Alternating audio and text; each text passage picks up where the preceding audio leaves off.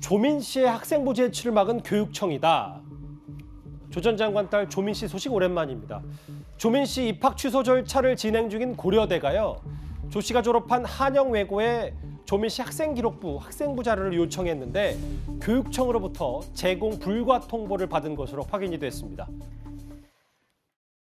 저와 사실 제 친구들은 지금 취업도 학업도 손에 잡히지 않습니다. 지금 조국 장관 자녀 사태를 지켜보면서 무기력에 더 빠졌습니다. 또 더군다나 신청하지 않은 장학금을 받았다는 것에 정말 기가 막혔습니다.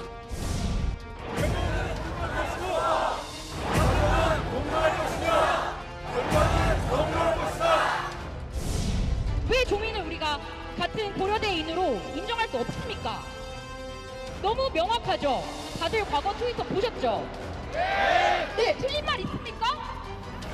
네, 맞는 말이에요. 맞는 말씀 하셨어요. 그런데 왜 똑같은 기준이 본인에게는 적용이 안 됩니까? 하나하나 짚어볼까요? 구자영 차장. 네. 고려대가 지금 조민 씨 입학 취소 여부를 좀 결정하려고 하고 있는데 자료가 필요하니까 한영외고에 학생부를 요청했어요. 근데 거부당했다. 왜 그런 겁니까? 네. 일단 한영외고에서 이게 자체적으로 판단해서 고려대에 줄 수도 있었는데 예. 한영외고에서는 이 자료를 줘도 되느냐라고 이 교육청에 서울시 교육청에 문의를 한 겁니다. 그러니까 서울시 교육청에서는 이 초등등 교육법 제30조 6항에 따라서 줘서는 안 된다라고 이게 결정을 한 겁니다.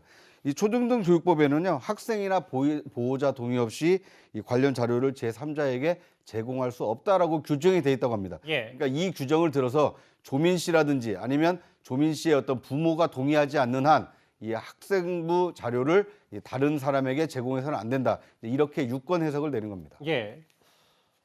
그러니까 한영외고 측은 학생부 사본을 고려대에 제공해도 될지 판단해달라고 얘기를 했고 조 전 장관 측은 동의 없이 학생부를 제공하지 말라라고 얘기를 했거든요.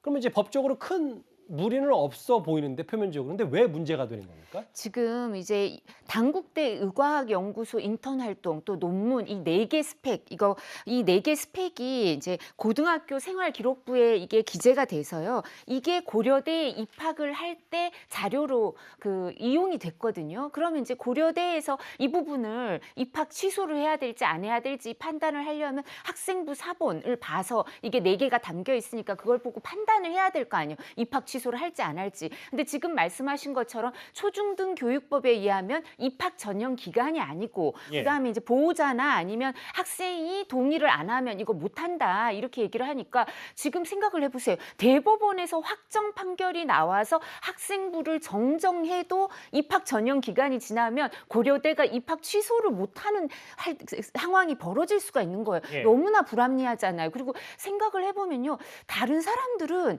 이런 일이 생겨서 형사 판결이 1심, 2심 나왔을 때 이게 입학 취소가 되고 그랬거든요. 예. 그럼 그 사람들은 그때 보호자나 당사자가 그러면 이 학생부를 제공하는데 동의를 했던 거 아닌가? 그럼 조민 이 학생하고 조민 학생도 아니죠. 이제 어른이죠. 여기 인턴하는 의대 졸업해서 인턴하는 거 아닌가? 예. 이 조민 씨하고 그 조국 전 장관이 다른 학부모들과는 달리 이 부분에 대해서 비협조적이니까 입학 취소와 관련돼서 이게 학교가 정하지 못하는 이런 불합리한 사태가 벌어지는 게 아닌지 이런 문제가 될 수밖에 없고요. 그다음에 또 고려대에서도 사실은 이게 학생부 기록이 오지 않더라도 다른 자료, 판결문이나 다른 자료를 갖고도 이 입학 취소를 결정할 수도 있는데 핑계를 대면서 이 절차를 늦추고 있는 거 아닌가. 이런 입학생이나 아니면 입시생, 국민들이 의심을 가질 수밖에 없는 그런 상황이 있어서요. 왜 이 가족들에게만 엄격하게 법 적용을 하고 혜택을 주는 건가 이런 궁금증이 있고요. 그래서 그 황보승희 의원이나 국민의힘 의원들이 이거 법을 개정하겠다고 합니다. 예, 그러니까 대법원 판결 전에 법이 개정되면 뭐 절차대로 하더라도 입학 취소가 가능할 것 같습니다. 이승훈 변호사님. 그래서 짧게 하나만 여쭤보면 야권 일각에서 나오는 얘기는 조희연 서울시 교육감 서울시 특별교육청이 그런 정파적인 생각을 갖고 이걸 막고 있는 거 아니냐는 비판도 있는 것 같거든요. 어떻게 보십니까? 저는 개인적으로는 이런 자료들을 빨리빨리 제공해서 학교에서 학사 처리가 될 수 있도록 하는 게 맞다고 생각합니다. 다만 이게 이제 초중등 교육법에 학생 자료를 제출하는 데 있어서는 학생의 동의가 있거나 또는 학교 측의 동의가 있어야 된다고 하고 있기 때문에 이런 부분에 있어서 혹시라도 한영외국 측은 불법이 될지도 모른다는 판단에 의해서 자료를 제공하지 않은 거 아닌가 싶습니다. 교육청 얘기가 나왔으니까요. 이 얘기도 짧게 한번 만나보겠습니다. 경기도 교육청이 공식 SNS에 북한 아이들의 학교 생활을 소개하는 웹툰을 올렸다가 북한 찬양 논란에 휩싸였습니다. 그 논란의 웹툰이 제 옆에 있는데요. 사연 보내주면 그려주는 만화, 북한 친구들 부럽다. 물론 뭐 이거 삭제되어 있습니다.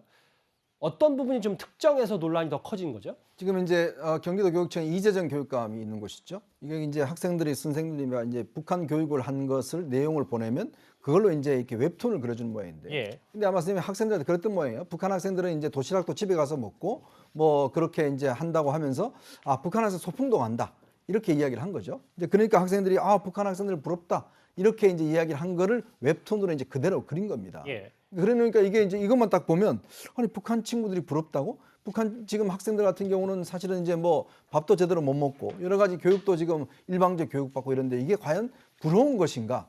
사실은 좀 이게 생각을 가지고 만들어야 된다 저는 그런 생각이 들어요. 자, 이 어떤 학생들 같은 경우는 이 북한의 실상에 대해 잘 모르잖아요. 그럼 선생님들이 북한의 실상에 대해서 좀 설명을 해주고 이렇게 해야 되는데 단순히 소풍 간다니까 애들이 좋다. 그럼 북한이 부럽다. 이걸 또 어떤 면에서 웹툰을 그래서 경기도 교육청 홈페이지에 올려놓으면 그걸 보는 학생들이 학부모들은 어떤 심정이겠습니까?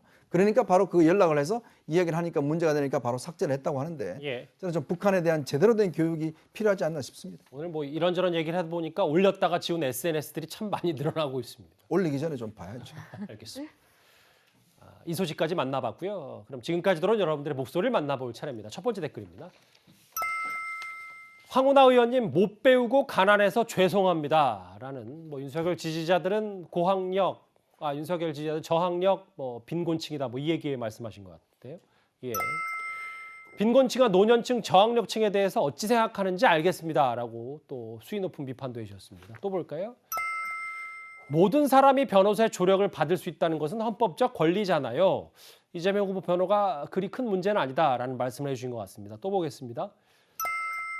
변호한 건 괜찮다고요. 그런데 그런 사건 변호한 사람이 인권 변호사 타이틀을 가지려는 건 위선이라는 거죠. 라고 말씀해 주셨고요. 마지막 만나볼까요? 허경영 후보 이야기 듣다 보면 허풍 같은데 지나고 보면 맞는 것도 있고 재밌는 정치 풍자더라고요. 예, 오늘도 댓글 5개 감사드립니다. 다음 주제 오늘 전해진 소식 하나 만나보겠습니다.